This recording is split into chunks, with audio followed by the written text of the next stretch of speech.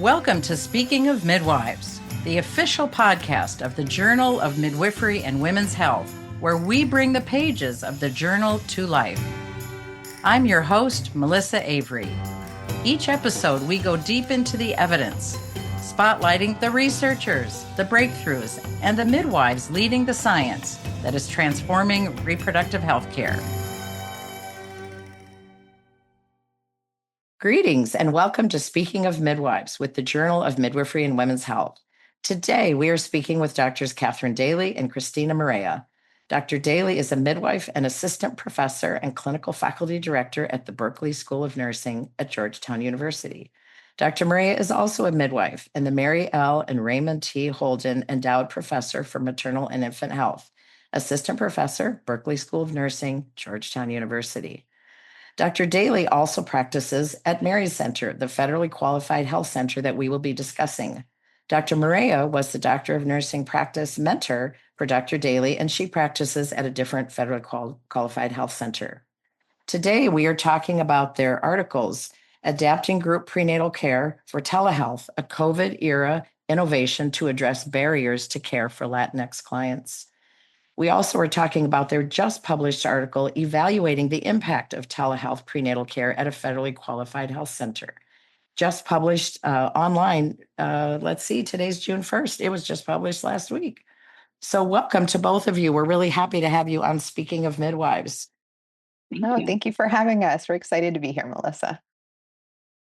All right. Well, as we get started, would each of you just briefly share a little bit about your midwifery background for our listeners?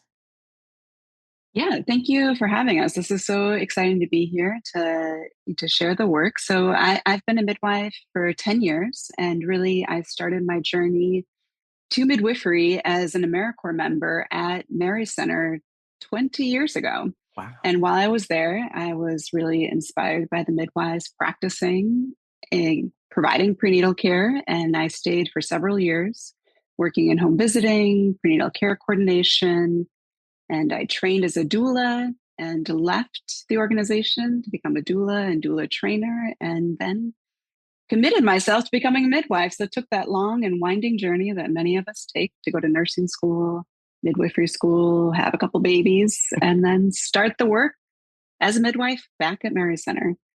So it's exciting to be here.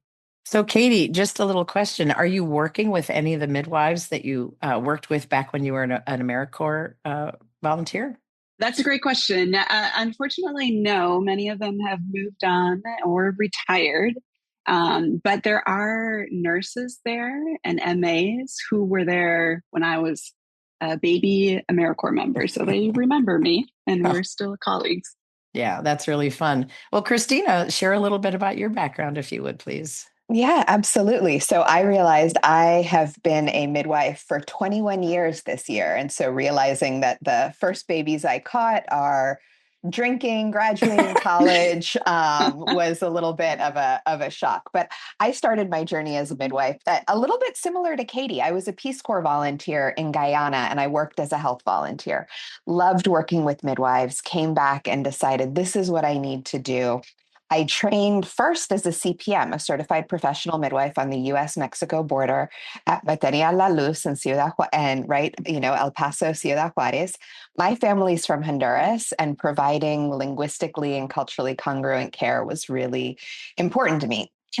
Loved being a CPM, but was making about $6 an hour and had to transfer, a significant proportion of our patients. So I went back, trained as a CNM, worked here in Washington, D.C. I've been a CNM for 16 years now. And I have worked in tertiary care centers, FQHCs, free clinics, Doctors Without Borders, private practice, community-based care, and for the last 7 years at a federally qualified health center here in DC with a freestanding birth center. And I love being a midwifery faculty member, both training our future clinicians and now working with our DNP students, because I think midwifery-led evaluation of midwifery-led models of care is really critical to advancing the evidence for our practice, ensuring we get good reimbursement, and that we have midwives who can deeply disseminate the model of care that we so intensely believe in. Wow, those are two really great stories. It's a good way to get us going. I know we're going to have a great discussion here. So, Katie, would you begin by sharing just a little bit about your interest in developing this care model? Yeah, and so I want to start. When this care model was developed, I was practicing as a midwife at Mary's Center. But really, the evolution of this telehealth prenatal care program was a team effort. And I chose to really shine light on this work as part of my doctorate of nursing practice program while I was at Georgetown as a student. And Mary Center is unique in that midwives have been doing centering pregnancy for a long time, since 2012. Before the onset of the pandemic, we were already piloting individual prenatal and postpartum telehealth visits. So we had this capacity and this familiarity with telehealth.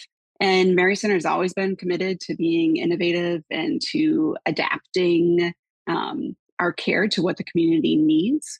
So when the pandemic started, certainly it was a bit chaotic for all of us at the beginning. And so we had to close our active group prenatal care program, pause, right? Because it wasn't considered safe to gather in person in groups. We moved everybody to individual telehealth visits with those mix of essential in person visits. And our team, while I was providing the direct clinical care, our team of nurses, community health workers who work in home visiting, and our centering pregnancy coordinator were meeting up and creating these new online health education classes for our pregnant people. These nurse led sessions were just like really dynamic. Anybody could come, drop in, get the education they weren't getting in a group setting. And we eventually took that and then took this modified prenatal care visit schedule that was being shared universally by the University of Michigan was dropping advice. We were all pivoting to what is really needed to be in person, those labs, immunizations, belly checks. And we built all that into our telehealth model that launched in 2020. Once the Centering Healthcare Institute, launched their guidelines, they had this virtual playbook that came out, I think, in 2021. We took that and built it into our program. So it evolved as we were actively providing the care. But it was really this wonderful group effort. So, is there anything else, just any couple of other details you might like to share about Mary's Center that would help people understand, the care that's provided there or was provided there prior to this model, just so they have a little bit better understanding about the space in which this model was developed?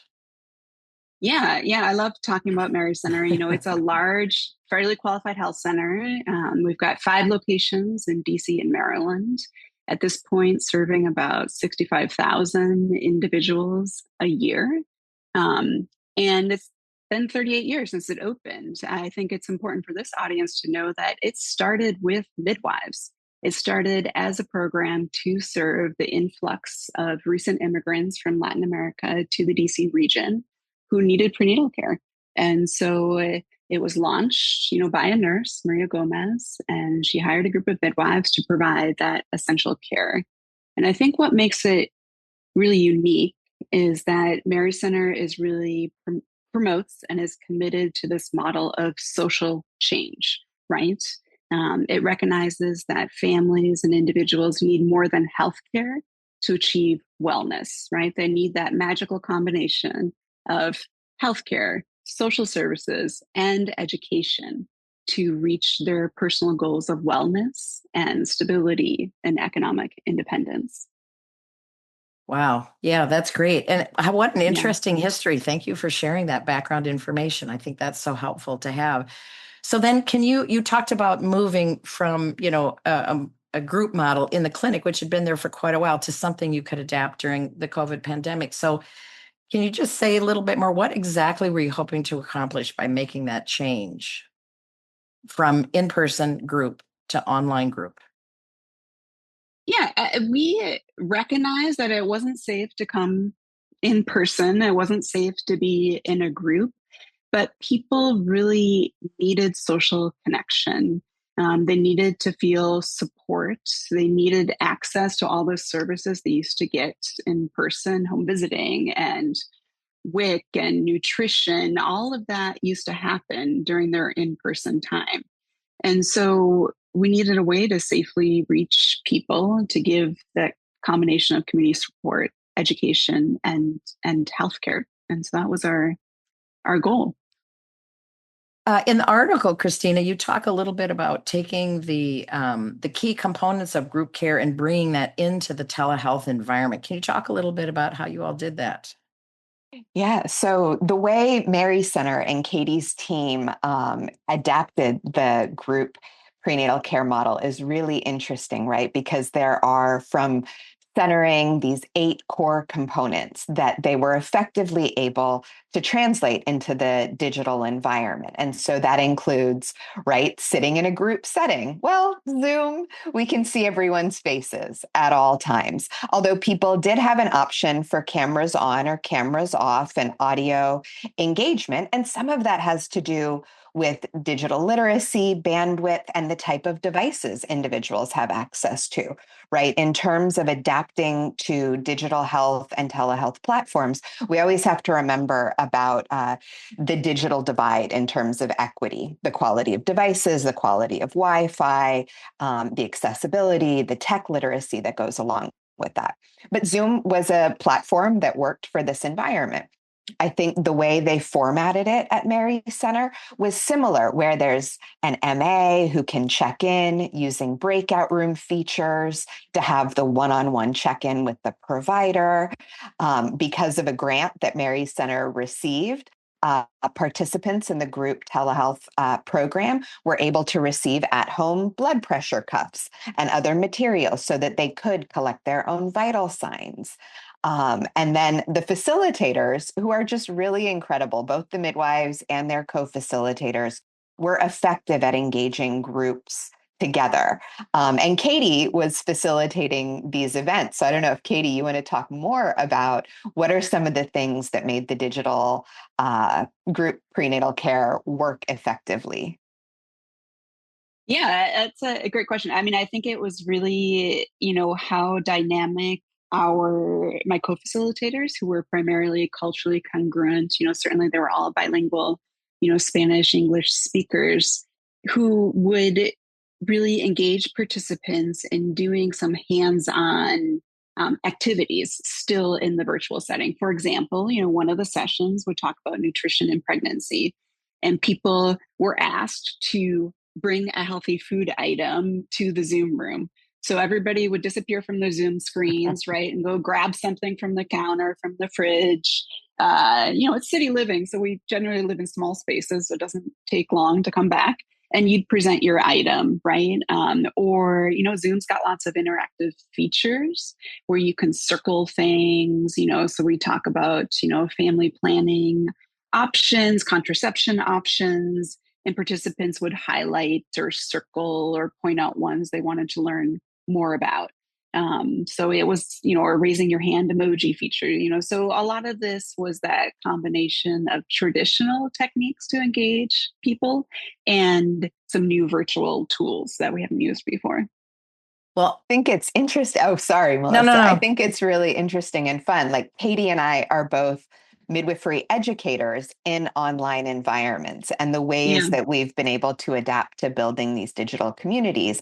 And Katie's point earlier about the social isolation of the period of time during, particularly the early COVID pandemic, and thinking about how the telehealth environment really increased access. And in Washington, D.C., the patients served at Mary's Center are predominantly Latino, heavily Spanish speaking, and predominantly insured via Medicaid, who are also individuals who had less access to work protection and were more likely to have essential jobs. And so the flexibility of telehealth was also, right, an access issue, not just because of the COVID safety, but because of these other social factors that were going on. And so enabling people to be in that environment to really connect in their primary language, maintain social connection, maintain access to care at a time when access was decreased for everybody, I think is just incredibly powerful and innovative and important to think about as there are other disruptions to access, particularly for Latina communities.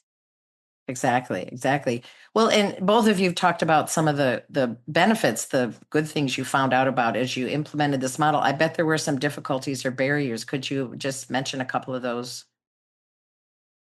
Yeah, and Christina brought a few of them up already. Certainly a barrier was, just building those really digital literacy skills to how you navigate a Zoom room. Even, many of us had not been online much before then. And so one way that we addressed that is we had this really dynamic, centering pregnancy coordinator who would reach out to individual people once they decided to join the group and would text them, would call them to make sure that they knew how to log into Zoom, how to navigate it, would at times, because we still had those essential in-person visits, at times would show up to the clinic when they knew that I was taking care of a client for that essential 20-week prenatal care visit, and then meet with them afterwards to give their bag of supplies and spend a few minutes navigating how to use their phone to log into Zoom. And that individual care coordination really helped. I think the other thing that really helped, which I don't think we touch on there as much in the article, but I can speak really anecdotally to somebody who was providing in-clinic care and doing these group sessions, is that I really think the relationship I had with people in person, I could translate that online. So I would meet them in person for the essential visit, say, well, I've got this great group. It would be with me. We'd meet online, and then we'd go online and do the group session, and then I'd see them in clinic. And it was just this great dynamic that I could continue my, relationship. And that relationship of trust could move from in person to online. I think that worked really well for us. Yeah. Yeah, that I'm sure that makes such a difference, that the face-to-face is important, but as you said, Christina, the enhanced access when people have busy schedules and jobs and kids and everything, it can help to take away the bus ride or the drive from home into the clinic environment. So you talked in the article about some modifications that you made to the visit schedule along the way. Could you give our listeners a couple highlights about what changed as you went? Yeah, I think what changed and what evolved, as we went, is we followed those guidelines that were produced, that there were those 5 essential in-person visits that corresponded with core, measures of routine prenatal care. So your new OB, labs, your anatomy ultrasound and fundal height checks, those were identified. And then we took the existing centering pregnancy group sessions and reduced them. It really combined the materials covered into 8 group sessions. And then along with that, we essentially sprinkled in 1 to 2 individual telehealth visits. Especially that first visit is a great one because it's a lot of history taking. And then somewhere in the 3rd trimester, we would build in another individual one. So we took all of that the guidelines that were being produced, we took our internal experience, and then we built a model that would work for us. And again, I want to highlight that I was a practicing midwife and I was part of the group, but there were obstetricians and physician assistants and other midwives and nurses and our home visiting and centering pregnancy coordinator who were really building this and supporting our direct work. Well, I have to say, having read it a couple of times, it's really amazing, the large group of people that you brought together to do this, because it's probably a whole lot easier to show somebody into a room and sit down and talk to them than to coordinate all the technology and just everything you have to make this come into a tele environment. So it's very impressive. Well, you talked about anecdotal information, Katie, that you observed, and there's always those things that we kind of think we know what's going on, yet we're always called to do some more formal evaluation of these projects when we start them. So Christina, could you start us off talking about that, and in particular talk a little bit about the decision you all made to use a measure of adequacy of prenatal care for your main outcome variable? Yeah, absolutely. So I love thinking about how we measure and evaluate healthcare in general, but particularly midwifery models of care. And that's one of the things that's really fun about working as a DNP mentor, right? Doing quality improvement, doing program evaluation, and thinking about our approach. So one of the limitations that we faced in terms of doing this evaluation, it was retrospective, right? As Katie described back in 2020, they were adapting rapidly. This wasn't a prospective randomized control trial. It was emerging in response to conditions and to the innovation of people providing direct care. One of my favorite things about working with federally qualified health centers is that they are these incredible sites of innovation. So, looking at adequacy of prenatal care, this was a straightforward quantitative measure that we could extract from the electronic health record, right? So, one of the things that we needed to do was say, what is a variable that we can get with a relatively high level of quality and reliability? Now, as anyone who practices clinically, right, clinical documentation has sort of a wide variety in terms of quality of documentation. And particularly during the COVID era, there were just a lot of disruptions. And so this measure of adequacy is has a couple of different characteristics. The initiation of prenatal care needed to be before 4 months, which is also somewhat, we had a lot of back and forth as that's not, we typically measure pregnancy in weeks. So did 4 months mean 16 weeks? Did it mean first trimester? It didn't fully align, but it was a validated measure. And then the number of visits afterwards. Katie and I had a lot of back and forth discussions in terms of developing the evaluation of, well, but does the number of visits really reflect adequacy? We said, well, you can have 20 visits and not necessarily get what you need. So then we wanted to combine with other measures to say, okay, did people get the number of visits that they needed? And one of the limitations there is that part of adequacy was entering in that early pregnancy period.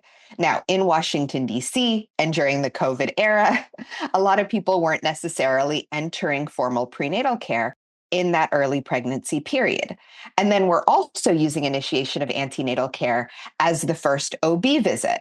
But like many practices, there's also a confirmation of pregnancy visit, which has a different type of code and may happen anywhere from, 3 to 14 weeks of pregnancy. So there is some data limitations, but overall it gave us a good way to see, were people getting the number of visits? And we're thinking conceptually of, does the number of visits correlate to people seeing value in the care that they were receiving, right? People come to visits that they think are worthwhile, are going to be taken care of, and they tend not to come if it doesn't seem like it's going to be helpful to them. But then we also wanted to say, okay, what are some other aspects that are essential to prenatal care? And that's where we pulled out some of those essential lab visits. But we wanted to also do ultrasounds and certain types of documentation, but we found there were a lot of documentation gaps in terms of vital signs, likely because people were documenting their own vital signs at home, or it had to be transmitted from a home measurement to an MA, who then had to chart into an electronic health record. So one of the things that we would love to see in adaptations to telehealth care is like this automatic communication between at-home vital sign measurements directly into an EHR without having to take this multi-step system. Then, because our patients also take care outside, it was hard to find things like ultrasounds and timing. So limitations, but we really wanted to put together a set of variables that could tell us about the care. So, Katie, could you share a little bit about your key findings from the evaluation? Yes, the great thing that we found was that the telehealth group prenatal care model led to adequate care for the majority of our clients, and also that they were highly satisfied. And to highlight a couple of key findings, our telehealth group prenatal care clients completed significantly more total number of visits versus our individual prenatal care clients. So 15.6 versus 10.3. Those in the group care were significantly more likely to have adequate and adequate plus care, right? So they started care early and then they attended either the recommended amount or more than the recommended amount of visits from their start, from their initiation. And that was really an exciting finding. And really, when you look at the other end of the spectrum, clients who had the individual prenatal care visits, unfortunately, they were more likely to have inadequate care. And so that also really spoke to the power of bringing people together in that telehealth space, because they came to more visits and overall they had much more adequate care. Were the key findings. Yeah. Wow. And there are some, oh, sorry, Melissa. No, There are no. some systematic things in the data that also may have influenced some of these numbers, right? By definition, to have adequate care, you needed to enter before 16 weeks. So there are some systematic differences in the groups in terms of entry to prenatal care, is that people who had later entry might have been less likely to be in group care. But even thinking about that, the number of visits, regardless of when people started, were higher in that group care environment, which to me says people wanted to come, right? They wanted to connect. And as Katie highlighted earlier, the continuity of care in the group model was really powerful, right? People want to be known in their Yes. prenatal care, right? They want to see a familiar face. They want to be welcomed by someone who is happy to see them. And that's an aspect of like the midwifery led model and the continuity of care model that I don't know that we talk about enough. And I think our qualitative data in terms of the satisfaction really gets into some of those experiential aspects. Yeah, Well, it and sounds just like, go ahead, Katie. I'll come back. well, we get so excited talking about this, Melissa, that we Well, can't I'm getting hold back. excited right with you. I'm getting excited right with you. You're kind of bringing it to life in a nice way, having read it. Yeah. And when I think about people's enthusiasm for the telehealth group care model, I just recall so many times, people would come back to group after their babies were born. So the way that the groups were formed, we had a wider range of due dates than we typically would in an in-person group setting. To accommodate more people, to adapt during a pandemic for lots of reasons. And so sometimes people, would be a couple days postpartum and they were scheduled for the telehealth group visit that was meant to happen near the end of their pregnancy. But they were so excited to come back to the space to show off their baby, to share their birth story. They would come to the group session. They say, okay, I know I don't need to talk about fetal kick counts today, but I want to show you my baby and I want to talk about my story and I just want to be back with you all. And they'd come for the whole session. And then, of course, in the individual time, we would address their postpartum healthcare needs. But it was just really powerful when we'd have moments like that in the group sessions. Well, it seems like the numbers that you're sharing with us kind of validate those anecdotal thoughts that you had as you were doing it, which is always nice. Yeah. Can you share a little bit about the primary messages you got from the qualitative data that you collected, Christina?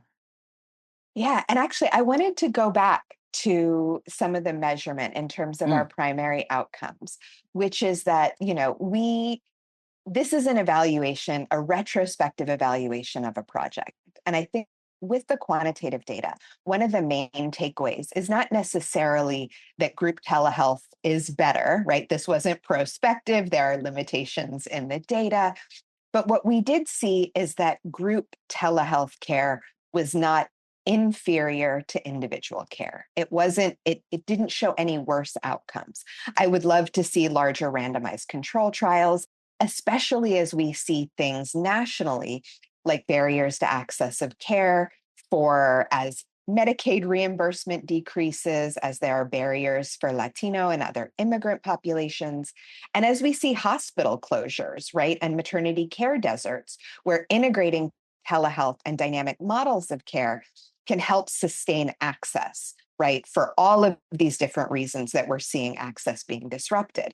And going back to those qualitative results, what I think is really exciting is that people found the connection with other parents to be really meaningful. They found the educational content valuable. And as Katie mentioned at the outset, at Mary Center, it's this social approach to care. And so within one of the modifications to the group prenatal care model is that there were a lot of guest speakers who would come in and talk about services that Mary Center clients had access to, whether it was WIC or home visiting or other types of social supports that would allow people to meet their basic needs so that they could enjoy a healthy pregnancy and access to health and well-being. What else, Katie? What am I forgetting in terms of those qualitative results? Yeah, well, I mean, I think what you're describing here is, the old model was that you as an individual pregnant person were given all these resources, and then you had to go to those individual sites and find those individual people and schedule your separate visits for all these services offered to you. But that's a lot of work. In the telehealth group prenatal care space, we brought all of those people to you at a convenient time while you were in your home. Um, and and then you had all the resources you needed, right? And so that worked really well for us, and certainly, of course, for the people that we were caring for.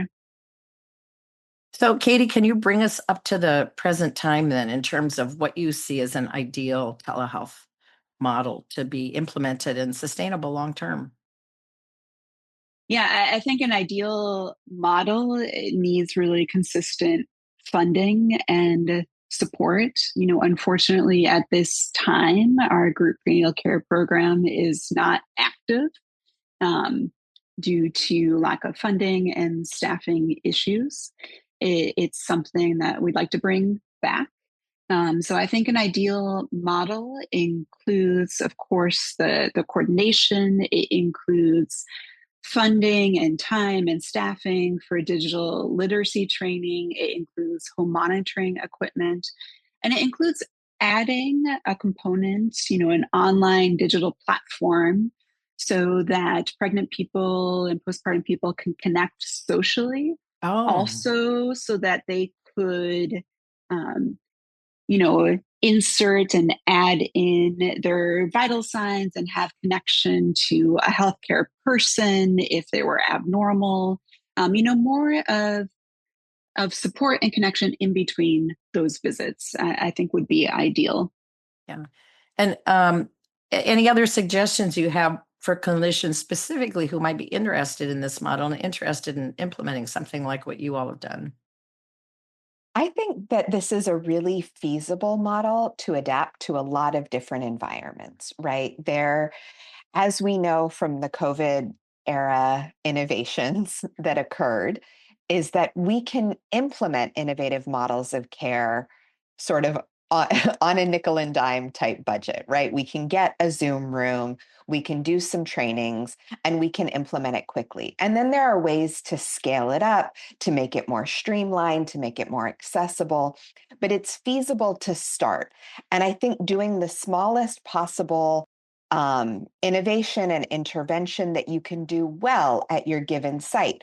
And maybe that's starting with, interval check-ins. It's thinking about what are the barriers to access for your population and how would a digital or a telehealth environment meet an unmet need?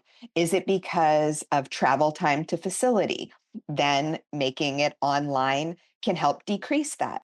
Is it about time of day, right? Do most of your clients have full-time jobs where getting time off doesn't work? Can we add evening or weekend hours? Are there digital literacy barriers? How can we get people access? I think pairing sort of an easy entry model and scaling it up in staged manners, which is really what Mary Center did back in 2020, right? They started with the online education. They had this foundation of group care, that it doesn't have to be all or nothing, that there are ways that we can Yeah. integrate these innovations. So, are there policy implications? I mean, of course there are, but what are some key ones that you see related to this work? Oh, Melissa. We could go on and on, couldn't we? We need a whole other podcast. But I think, some of the limitations to sustainability that Katie talked about really have to do with some policy changes that have happened in DC in the last 2 years, right? We have seen an incredible disruption to the workforce in DC with federal government layoffs that have impacted our city level funding that has resulted in cuts to Medicare, Medicaid, and DC Alliance. DC is an incredible place where undocumented people had access to health insurance via DC Alliance. It was a particular type of Medicaid. That's now been cut. Medicaid funding has been cut. Access to DHHS funding revenues for things like Healthy Start, Strong Start have been undercut under this current environment, which has a deep impact on how federally qualified health centers operate. Federally qualified health centers are not for profit. They are truly public service, and they are responsive and innovative environments to deliver care, but they're often dependent on external grant funding because the way our Medicaid reimbursement operates really keeps those health systems in the red without federal assistance. So things that we need to pass the Momnibus Act, right? We need to have increased funding for midwives, for midwifery education. We need to have innovation in reimbursement mechanisms for group care and for telehealth care, right? Moving away from that 15-minute visit. As Katie talked about, this was human resource intensive. MAs, health educators, digital literacy, physicians, midwives. But our clients deserve that level of attention, and we need to invest in pregnant and parenting people to have a healthy populace. So lots of opportunities for policy innovations, Medicaid reimbursement, health education, and ensuring that our local governments are well funded and that we're pushing our local city councils, our state government to invest in the health of our populations. Well, thank you. That is an amazing summary of a lot of changes that we definitely need to have. Now, you talked a little bit ago, Christina, about wishing to do or seeing the need for a randomized controlled trial, further research related to this model. What else might you like to see beyond clinical trials to look at this model of care? Oh, Melissa, my excitement for the evaluation and integration of midwifery-led models of care, right? We know from the World Health Organization that midwifery-led models of care show strong benefits for populations. And I love working as a midwife in a health system with physician collaborators. But what we need is to be able to define what midwifery-led care is so that we see things like continuity, we see things like visit times, we see that aspect, that interpersonal aspect of trust and communication. So what would I love to see at scale? Some shared data systems for large midwifery-led practices where we have better integration. We have the incredible AABC data set, but that's really focused on birth centers. We have diverse EHRs, and we have midwives working in different types of environments, right? We have midwives working in hospital, sort of working in a very medical model of care. We have midwifery care. We have midwife-led care. So how can we integrate all of these innovative models? What's happening at FQHCs? What's happening at academic medical centers? How do we understand and develop shared measures of things like adequacy of prenatal care that include not only number of visits, but how did people feel? Did they feel seen? Did they feel welcome? Did they feel cared for? And did they get timely antenatal care testing? And what were their outcomes? But combining the process measures, what happened, the outcome measures, what did it result in, and the experience measures. How did people feel going through it? Because we can't always guarantee a positive outcome. But what is critical is that people feel seen, cared for, and autonomous and making decisions throughout their care. So I'd love to see more midwives involved in conversations around measurement and quality and patient experiences, shared midwifery data sets, lots of things. Thank you for letting me share my wish list. Absolutely. Well, I will just say that on a recent podcast, we actually got around to talking about that same thing related to the shared data set because that would allow people to do work I don't know if more simply is the right way to put it, but it would increase access to data that was commonly collected. And so you're not the only one thinking about that out there. We may have to come back and talk about this again. Yeah, well, it impacts the power of the analysis that we can do, right? And especially when we're looking at rare outcomes or outcomes that are focused on lower risk populations at the outset, right? The way we look at things like maternal mortality are these large CDC data sets, but we can't look at the nuance of who had continuity of care, who had wraparound social support services offered. And I would love to see federally qualified health center data linked in with some of the large EHR hospital-based system, because there are some really meaningful differences in terms of the models of care that are delivered in those two environments. Right. Well, as we come to the end of our discussion, I'd like to ask you both to answer one more question. And as we kind of think back to our practicing colleagues, clinicians, other clinicians, what kind of summary, couple of sentences would you give those clinicians from your work to help, send them on their way today? What's kind of a simple summary? Kay, do you want to go first?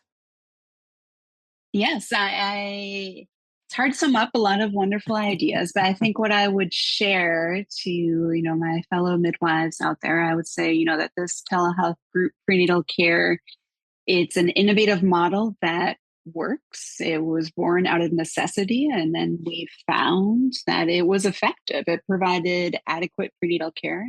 People were highly satisfied, and it can work in lower resource settings like a federally qualified health center if you can address those barriers to digital health literacy, if you can engage culturally congruent facilitators and build your skills on online group facilitation to engage participants, and you can add in access to home monitoring equipment. And as a midwife, it was a joyful way to stay connected to the pregnant people I was caring for, to listen to them and to connect them to other pregnant people, so they could feel supported in a really challenging time. Thank you. And Christina, your final summing statement. Yeah, to take it a little more abstract, I think what's so powerful here is that as midwives, we know what our patients need. And this paper and this example at Mary Center, I think, is an incredible case study of midwives and an FQHC and an interdisciplinary group of providers seeing what their patients needed and creating it. And I think that this happens all over the country all the time. And one of the things that I love doing is working with these students, with our DNP students. Katie is now colleague and collaborator, to describe them. And I love that Journal of Midwifery and Women's Health has this option for the innovations article type, to be able to say, this is what we are doing. Look at how we adapted to exactly what our clients need. Because this is happening, but it's hard to do it at scale, right? The resources for building collaborations, for academic clinical partnerships, for the methodology to do a rigorous evaluation, right? That requires time and resources as well. But midwives are innovating. They're responding to our clients' needs and doing it in incredible ways. And I love seeing examples of how midwives have figured out how to give their clients exactly what they need. And I'm excited to see more midwife-led evaluations of these types of innovation that become part of our data set, our scientific communication, and become evidence to advocate for policies, to say, adequately reimburse for group telehealth care. Look, it is an effective model. Look, we can meet clients' needs in this way. We can prevent bad outcomes and simultaneously increase the quality of people's experiences of care, both of which are critical. Okay, thank you so much, Dr. Daly and Dr. Marea, for this engaging conversation about group prenatal care using telehealth at a federally qualified health center. And thank you to our listeners for joining us on Speaking of Midwives. Please listen next time.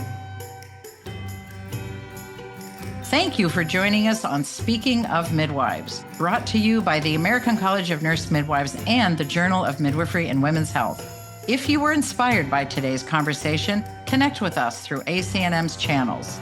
The Journal of Midwifery and Women's Health is at jmwh.org, your resource for cutting-edge midwifery and women's health research. See you next time.